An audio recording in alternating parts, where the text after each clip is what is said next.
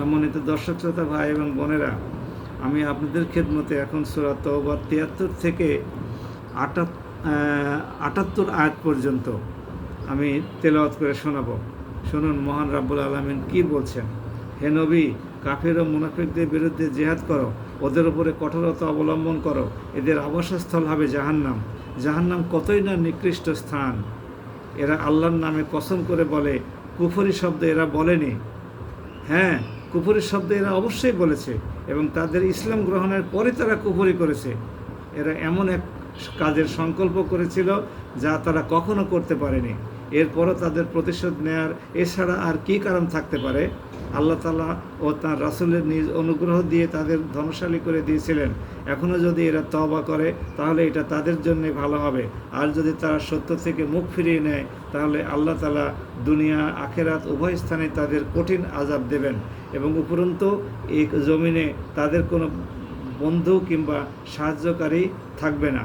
ওদের মধ্যে এমন কিছু লোকও আছে যারা আল্লাহর সাথে ওয়াদা করেছিল, যদি তিনি নিজ অনুগ্রহে আমাদের ধন সম্পদ দান করেন তাহলে আমরা অবশ্যই আল্লাহর পথে দান করব, এবং অবশ্যই আমরা নেক লোকদের অন্তর্ভুক্ত হয়ে যাব।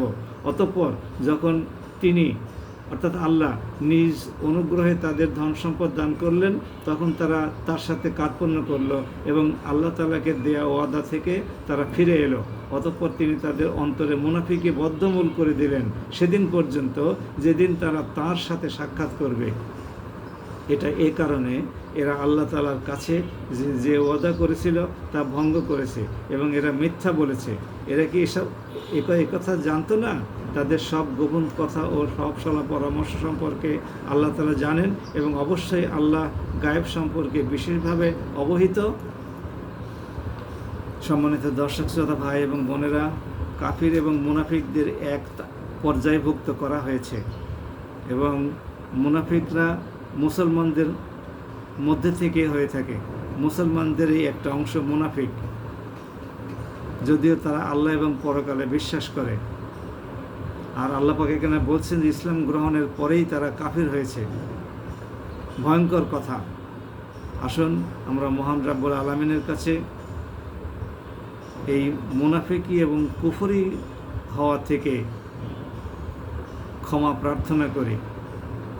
আল্লাহর কাছে প্রার্থনা করি তিনি যেন আমাদেরকে মুনাফিক এবং কাফিরদের অন্তর্ভুক্ত না করেন। আর আল্লাহ আমাদেরকে যে ধন সম্পদ দান করেছেন তা আমাদের পরীক্ষা করার জন্যে।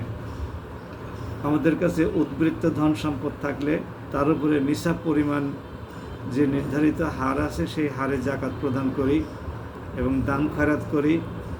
গরিব দুঃখীদের কল্যাণে আমাদের অর্থ সম্পদ ব্যয় করি, এবং আল্লাহর কাছে এই দান, সাদকা, যাকাত এগুলো গ্রহণ করার জন্যে আকুল আবেদন করি। যদি এর মধ্যে কোনো ত্রুটি বিচ্যুতি থেকে যায় সেজন্য তাওবা করি এবং ক্ষমা প্রার্থনা করি।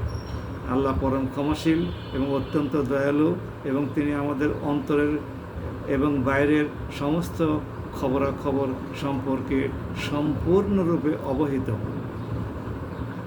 সবাই ভালো থাকুন। আসসালামু আলাইকুম ওয়া রাহমাতুল্লাহ।